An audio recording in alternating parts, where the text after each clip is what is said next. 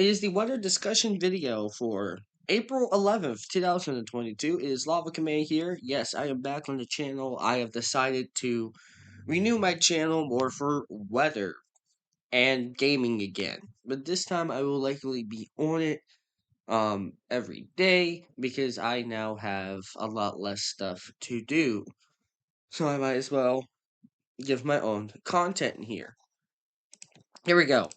There are frost advisories now issued for parts of Virginia, D.C., Maryland, Delaware, half of New Jersey, and southeastern Pennsylvania.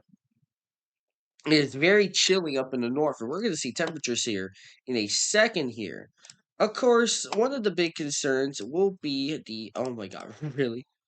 Will be the fire risk here. And here is the fire risk. We're, we're going to draw this carefully. There you go. So your fire risk here includes parts of Nebraska, very southern South Dakota, western Kansas, western Oklahoma, western Texas, parts New Mexico, and southern Arizona.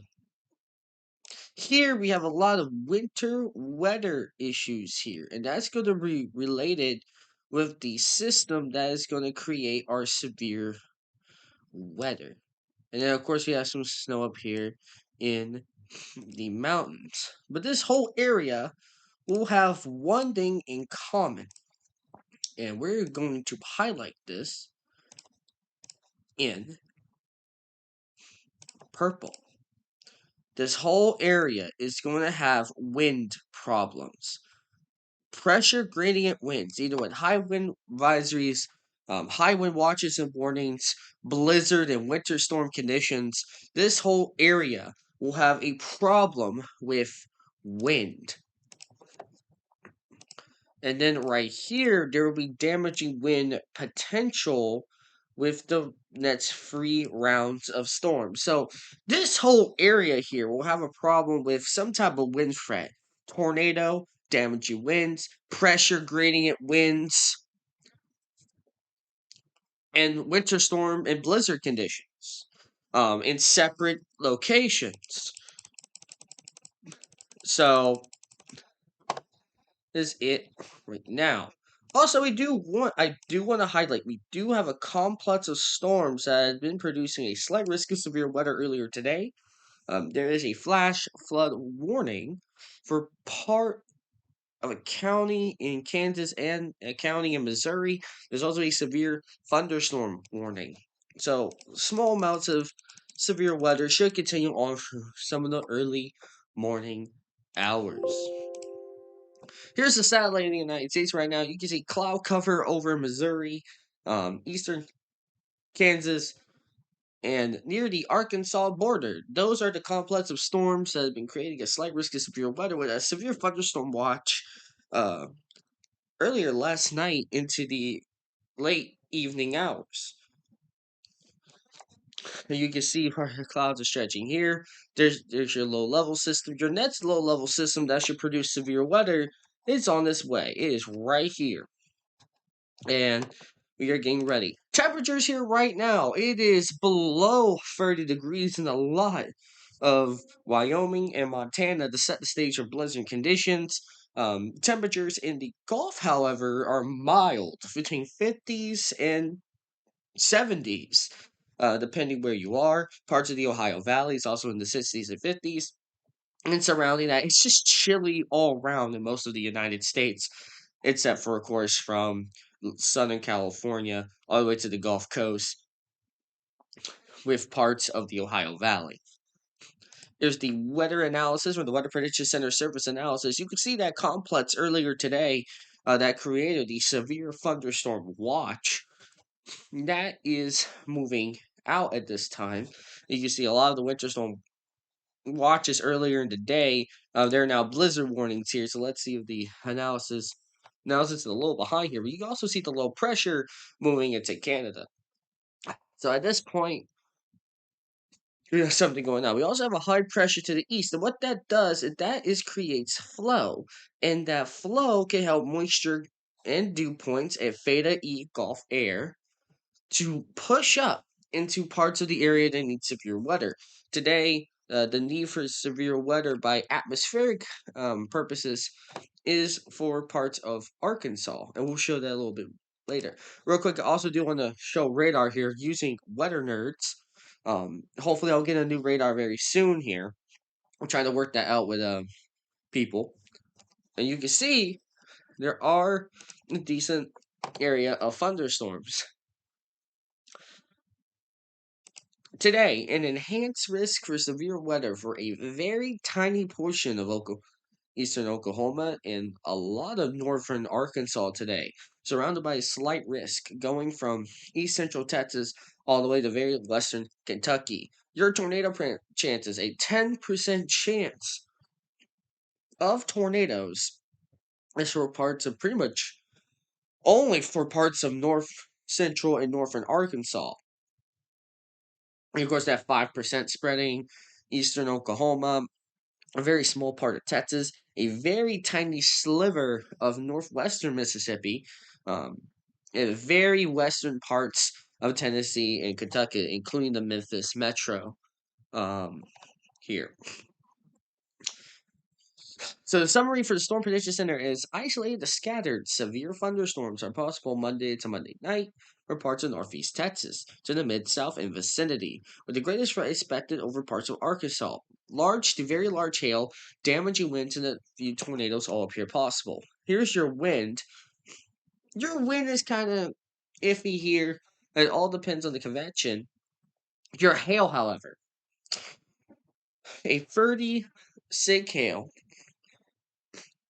is in effect for hail for parts of North Arkansas. And then the 15 sig is basically all the way to Texas. And what sig normally means is that, let's say you're normally expecting a 1-inch hail, 2-inch hail. Well, a hatch area is a 10% or greater probability of 2-inch diameter hail or larger within 25 miles of a given point. All these outlooks are 25 miles of a given point, right? So let's say you were standing on the edge of the slight risk here. It would go 25 more miles. Let's say if you were standing on the marginal risk, that will go 25 more miles. So it goes kind of a little bit more outward than it shows you. Because you have to add an extra 25 miles on the edges of these risks to show, okay, this is the real extent.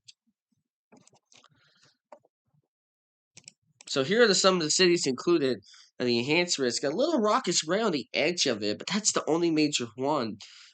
Jonesboro is right next to it, but I think that's on the edge too. Um, but a ton of Arkansas is under that enhanced risk here. Flash flooding concerns. A slight risk of flash flooding in effect for parts of Tennessee, Kentucky, very southern parts of Illinois and Indiana, southeastern Missouri, and northeastern Arkansas. So flash flooding is another threat we have to deal with. Day 2. Now, let me give my thoughts real quick on day 2. This could get upgraded. I read the discussion earlier. They said there's a potential for an upgrade for parts of the northern areas here where convection seems more likely. Here's your tornado chance. You can see you have a widespread 5% for a ton of areas all the way to western Mississippi. But your big area is for parts of central Oklahoma, eastern Kansas, northwestern Missouri, and parts of Iowa. Let's look at your wind probabilities here. A huge 15 area. And your hail, a very large 30% hail with a 15 sig of hail right next to it around the boundaries here. And of course, the normal 15% of 1-inch hail, 1 to 2-inch hail, all the way going to Mississippi. So, yeah, here's your flash flooding on that same day. So, you see, there is a marginal risk for parts of Iowa, Wisconsin, Minnesota, eastern Nebraska, and northeastern parts of Kansas. And there's also a slight risk of flash flooding from eastern Texas into parts of Arkansas, Mississippi, a very tiny part of southwestern Tennessee, and northern Louisiana. On day 3, there is a large enhanced risk, and you can see here the probabilities are already highlighted out. Um, a huge area is under a 30% SIG. The only area of the enhanced that is not under a SIG is for parts of Indiana and Illinois. But even then, their severe weather could be strong. We'll have to watch that. Now, a lot of people are thinking, why didn't the SPC already upgrade it to moderate? It clearly uptrended because I saw a lot of things of uptrending. The concern for day 3 is day 2 because you could potentially have a lot of morning convection that screws up your risk. However, when we go to future modeling here, I don't see a lot of morning convection that can screw up your risk. And if there's any morning convection, I saw it more in Alabama where there's only a slight risk. Now, of course, the very northwestern tip of Alabama is under that enhance. So the enhance includes northern Louisiana, 2/3 of Mississippi, almost the whole state of Arkansas, southeastern Oklahoma, and northeastern Texas, western Tennessee, western Kentucky, half of Indiana, most of Illinois, southeastern Missouri. So that's a huge area, and then your slight risk goes from Wisconsin all the way to the Gulf Coast. So, and also here's your slight risk of flooding here. That's for parts of Louisiana, Mississippi, Alabama, Tennessee, Kentucky, Indiana, small parts of Illinois, very small parts of Arkansas and Missouri. So, model fans, here we go. We're going to use the HRRR, and we are going to use the NAM for these runs here, followed by the respective models of the 06Z. And we're going to go here in the HRRR. So, you have the remnants of the convection that goes through there. You then have some convection that happens with the Arkansas event. We're going to zoom into Arkansas here. Let's go to the Ohio Valley one. You can see the convection from the early morning storms, and then we got a decent amount of cells in the afternoon into evening hours. We do have a decent amount of cells. And then, of course, this part, which I think is the remnants in the morning, that is moving slowly, plus these cells here. So, yeah, that flash flooding risk is certainly possible here. Luckily, this area had tons of time to dry out, so I'm not expecting a widespread flash flooding event. However, um, the grounds will be more saturated as early convection tomorrow goes on. Now, I do want to say this in a very respectful manner here. I really don't think that early convection will limit day freeze risk unless it makes a boundary. And what are the two boundaries that can make to ruin your risk, right? It can either be a rain cool boundary, making more stable air, but in the right position that can really unstable the atmosphere nearby the risk. Another thing it could do is make an outflow boundary, and that normally creates more of a damaging wind event. And with that being widespread, I wouldn't be shocked if a damaging wind event was a little bit more likely than tornadoes. I did see on the day 4 before they updated on day 3 that it was likely to be a QLCS formation with cells up front. So that's what they said. So I'm very curious to see how day 3 will evolve. And the HRRR, of course, is not on day 3 yet. So That just ruins it. Let's look at your dew points for the Arkansas. Man, you got a lot of 60s here. You got a nice stream of Gulf moisture. And as day 3 begins, you can see there's a ton of moisture, especially in the southern part. Now, the northern part, kind of all of a sudden, their convection kind of goes away. And I think that is due to the event the day previously. The QLCS here, at least for this northern part. However, the southern part, which is, of course, the the Southeast United States, their eviction does not really get interrupted. I mean, it does downgrade a little bit, but that's only because at this time it's early morning. So you had 70s there.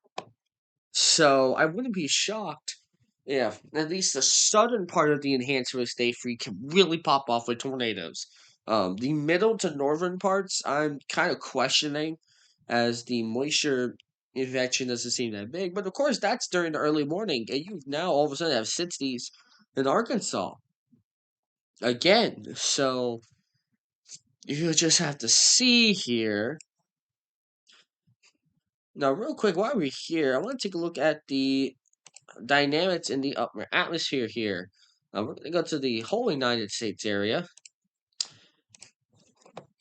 So this is your 500 millibar winds here, and we're gonna zoom in here. There you go. Well, no, zoom out, type it. There you go. So here it is. During the beginning of the day, Arkansas, yes, there's some zonal flow for cells, and then a big negative trough begins to happen. During the early morning of day 3. You can see this area has a lot. And that's, of course, because you have blizzard warnings up there. You would expect this area to have a lot. But then this area is having the flow where you can't just overconvect things. You can't just have a complete um, way of making supercells having to explode in convection. If you can have this and a decent small cap, you can help your supercells stay isolated. And especially with a thing as strong as this, I don't think a cap could survive this. So I wouldn't be shocked if on day 3 it gets upgraded. I also wouldn't be surprised. Telling by the way this upper level thing looks on day 2, I wouldn't be shocked if this area was also upgraded. So there's multiple points here where, yeah, see, the remnants of your the storm that does blizzard conditions here, it upgrades a ton across this area.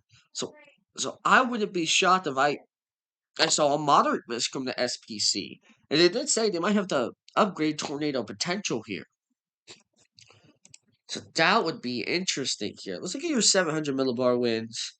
Normally that's the midpoint that you like to see a lot of. Oh yeah. Wow. That's very good. Let's go to your 800 for tornadoes. Let's go to your 850 millibars. If your 850 millibars show really, oh wow, yeah, there is a lot that the storms could use. So I wouldn't be shocked that the SPC upgraded this. Let's go to dew points again. I want to see the dew points up there during this event. And oh yeah, the dew points have a really quick, good jump up to 60. Yep, they keep 60 degrees.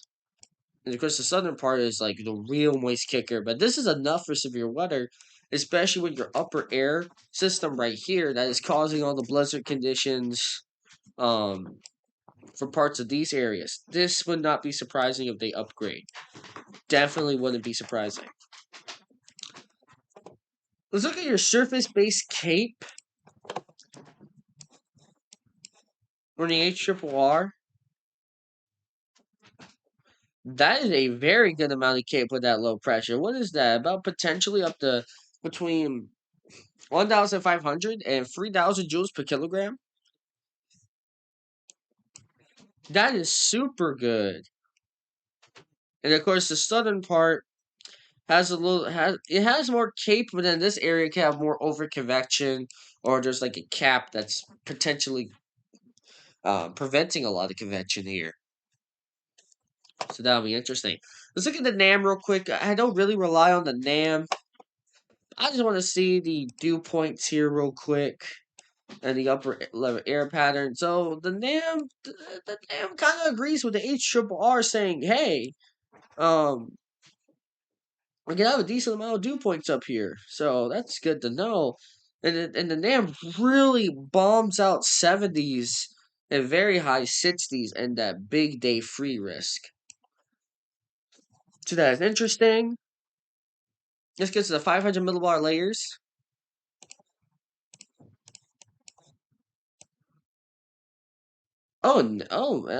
NAM really puts out a negative trough. Oh dear. It's a very, very good trough here. Let's go out.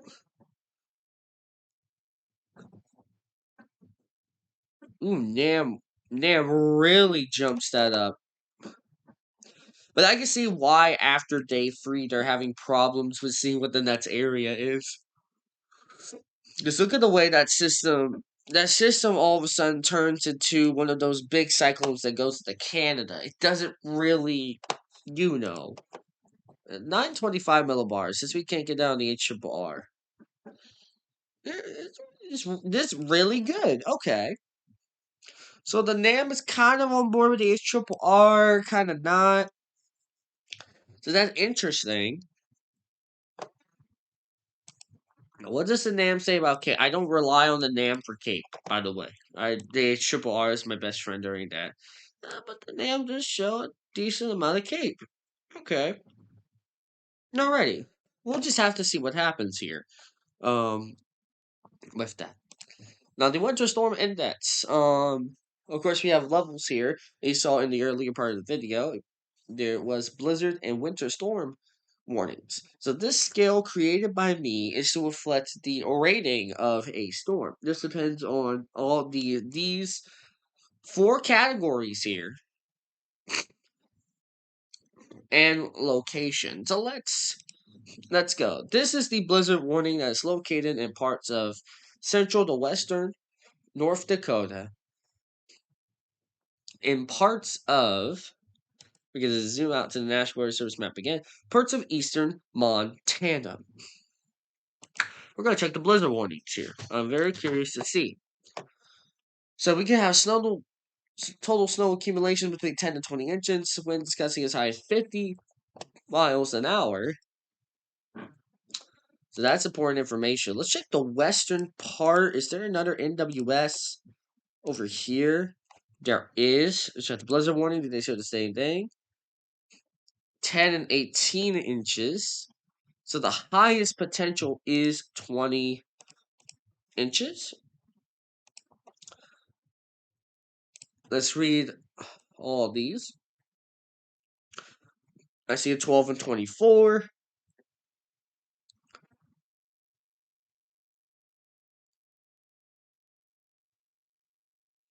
So your highest I see is 24 inches. So here we go. 24 plus inches is normally a 10 out of 10. Wind gusts are sustained 50 miles per hour is normally a 9 out of 10. However, these two are at the highest. So right now you would say, oh, a 9.5 out of 10. That's PDS requirements, right? Wait a second. There's no ice and there's no coastal flooding. Both of those are at level 1. So your average for this storm, and especially since a very local area is 24 inches, the average rating of the storm, since we're seeing a lot of between 15 and 24 inches, your average would be a level 8 out of 10. To balance the two scales of ice and coastal flooding, to the level 1, you only have a local area of 24. And the area of Montana and North Dakota, you see blizzard warnings all the time. So, because of these three limiting factors, yet there is such a good snow area and wind area. I will say this is a 8 out of 10 storm for parts of the areas here. So that is it for your weather discussion video. Thank you so much for watching, and we will see you later.